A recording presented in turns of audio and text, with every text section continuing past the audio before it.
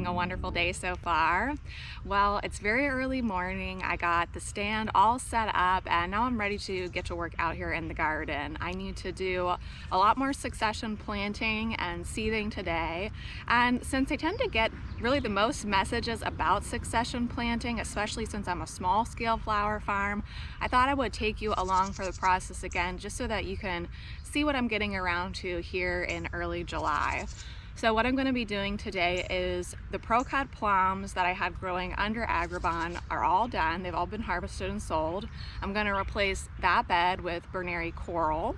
Then I'm going to be seeding some things for fall. I need to seed some Moulin Rouge zinnia. And what I'm not going to do on camera today because I don't have the seed yet is I need to seed some pro-cut reds in trays to go in 2 weeks for the fall. And then I'm also going to put in some red spike amaranth because my wave of red spike amaranth is very small. It's not big enough to support what I'm going to need for the fall season. And then after that, I think I also want to harvest some of the starflower in the driveway garden just for drying to enjoy on the dried flower Christmas tree. So I think that's pretty much what we're going to be getting around to today, and hopefully we'll get this done very early in the morning because we're quickly going to rise to 95 degrees with really, really high humidity.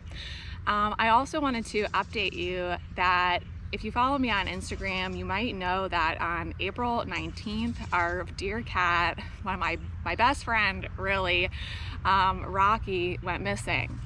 He's always been an outside cat. You know, I've had him for 6 years. We pretty much got him as soon as we moved to this property. He follows me around just as if he's the dog. And on April 19th, he didn't come in the morning. There's cat doors all over the place in our house, so they can come in and out and eat and drink as they please.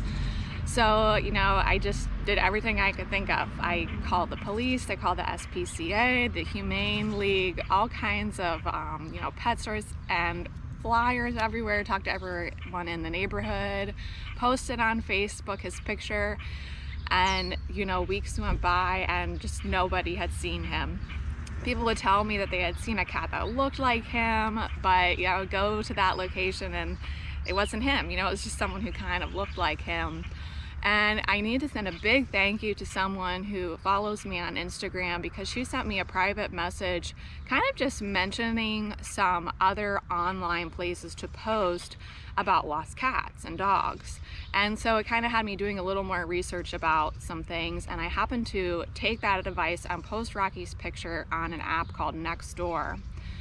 So what happened was that a week ago, now we're into July, someone found him.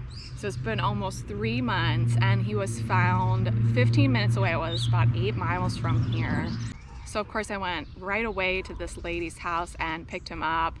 And I mean, it was like holding nothing. He weighs, I think, 7 pounds right now, 7.5 pounds, he's already a small guy. He was the runt of the litter. But it was, you know, absolutely just shocking to see him like that. But of course, you know, he's probably been on his own for about 2.5 months. And, you know, my first and my initial fear when we lost him is, you know, he's a good hunter and I wasn't really worried about him finding food. But, you know, where in the world is he going to find water and how will he survive without water? So anyway, fast forward, I went and picked him up, brought him right home. It was very clear that he needed to go to the vet. You know, it was an emergency situation. So I took him to the vet. They gave him an IV with fluids right away to try to rehydrate him. They gave him some electrolytes, steroid shot, you know, a rabies booster, all kinds of things. And there was some concern that he might have what the vet told me is called dumb rabies, which is where he would kind of pass on from 10 days after I got him. So it's actually waiting to tell everyone that we had him back, just in case that would happen. So it's been about 8 days and he's been getting better rather than worse. So I think we can rule that out, thankfully. But just thank you so much to everyone that prayed for him and prayed for his return. He is doing good. I am concerned that he's just not really drinking water still, and I'm not sure what to do about that. I think we're actually going to be going back to the vet today. We've been doing some quick hydration products, you know, feeding him tuna instead of dry food, but he just doesn't seem to want to drink from a water bowl. So I just wanted to give you guys an update on that because I know, you know, my animals are special to you guys too. And just thank you so much to that very kind woman on social media who encouraged me to post his picture on other apps.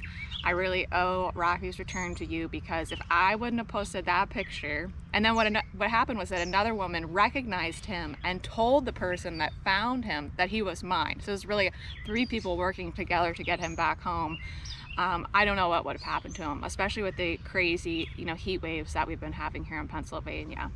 So guys, I hope you don't mind that I went on a bit of a tangent there, but let's go ahead now and get some succession planting done, and hopefully we can get our work done before lunch, because it's just going to be too hot by that point to be outside.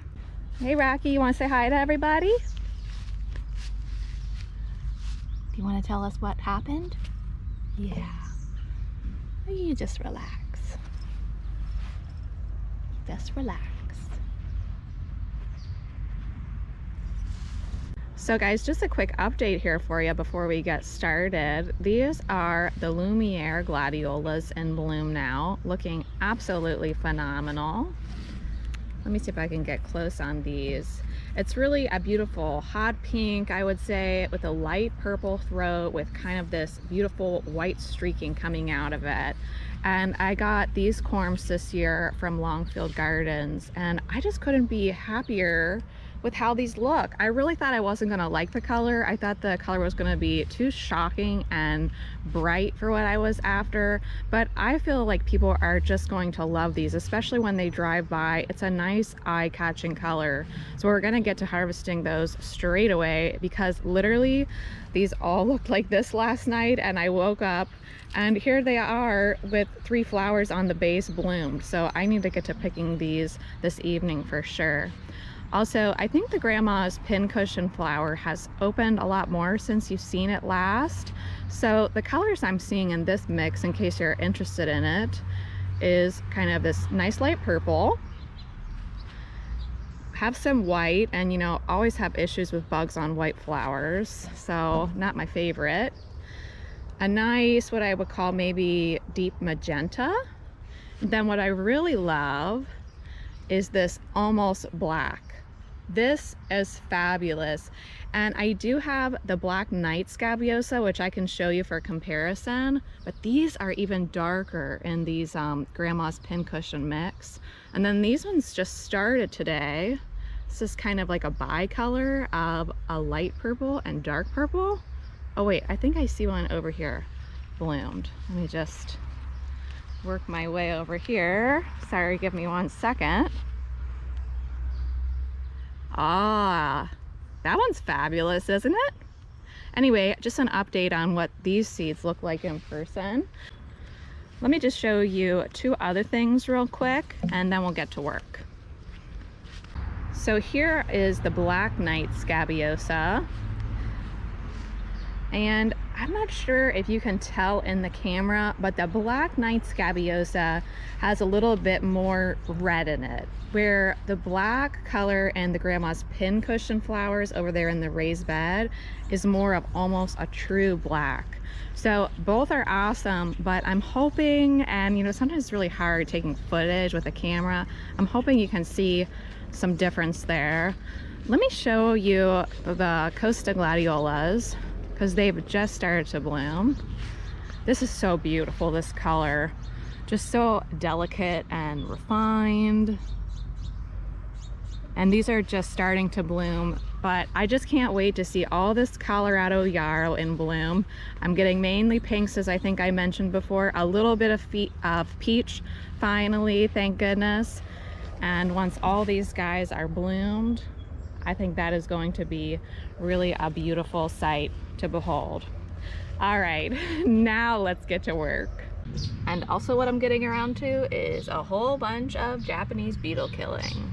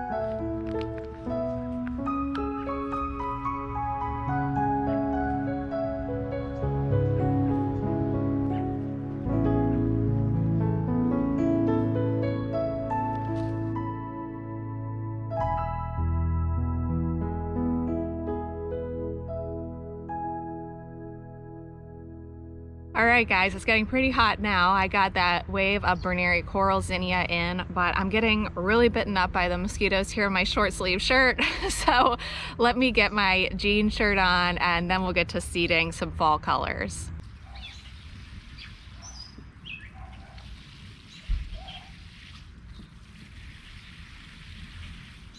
So what I'm planting here is a Moulin Rouge zinnia. I want to get a head start on these for fall. The other things that I'm really relying on in terms of fall bouquets are red pro-cuts. I'll be putting those in about 2 weeks. I already have in one wave of red spike amaranth, and I'll be putting in another wave of that. I'll still have the Black Knight scabiosa come fall, and I'll also have my dahlias at that point. So hopefully we'll have plenty of flowers to cut from. And that's how I really like to do these successions, is by color, so that seasonally I have what I need and what makes sense. All right, I'm 3 seeds short. I think I actually seeded one cell twice. Let me take a close look here. I was thinking about doing some interesting marigolds this year, but I think I'm just really gonna rely really heavily on these successions of pro cuts. I've always done successions of sunflowers, but this year it has just seemed to really come together for me. And you just don't need as many flowers when you have those beautiful pro cuts in a bouquet. The bouquet just tends to sell itself. So get this buttoned up, we'll get these guys watered in, and then we can move on to our next job.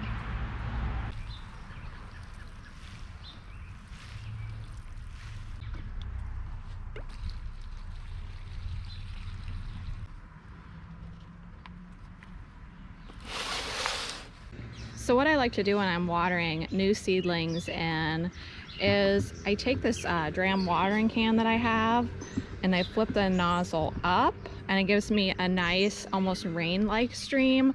But then what I really want to do is saturate these cells from the bottom up. So that's why I filled it with about 1 inch or 2 of water. You can see it quickly drank that water up, and that's the way I'll water it for at least the first week. And then at that point, I'll go ahead and start overhead watering. Well, now you can probably see that as the day goes on, I just add more and more articles of clothing and sun protection to my outfit. That's how the day goes every day, pretty much. But since we have our succession planting done, let's head over and check on the stand and see if we sold anything. And then I also want to harvest the starflower seed head pods for drying, and they're over in the driveway garden. So let's head over there now.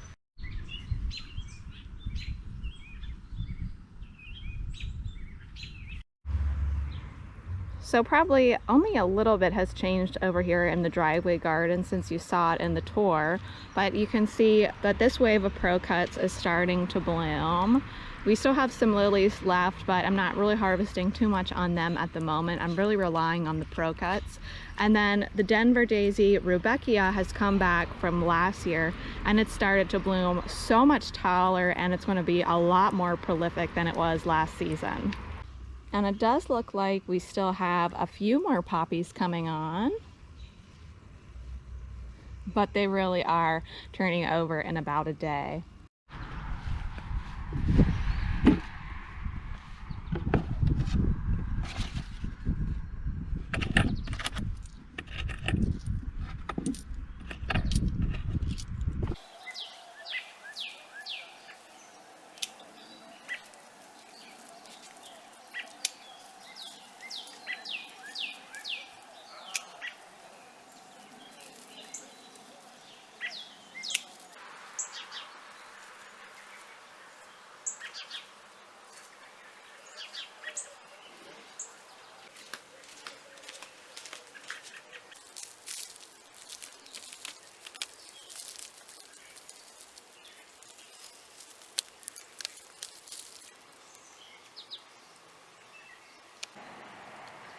Well guys, that's pretty awesome. Wouldn't you agree?